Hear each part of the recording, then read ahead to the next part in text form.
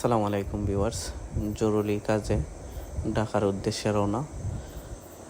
আপনাদের সাথে শেয়ার করা একটা ব্লগ। আপনারা দেখতে পারেন আমাদের আশুকান্দি বাজারে অনেক ধরনের বাস পাওয়া যায়। আপনারা যে বাসে মনে চায় আপনারা অবশ্যই রাত 12টা 1টায়ও যাইতে পারবেন, কোনো সমস্যা নাই। আমি কেটেছিলাম লন্ডন এক্সপ্রেস স্লিপার বাসগুলা। আমি অনেকবারই নাম শুনছি স্লিপার বাস। আমি এবারই প্রথমবার জার্নি করি স্লিপার বাসের জন্য আপনাদের সাথে ব্লগ শেয়ার করা।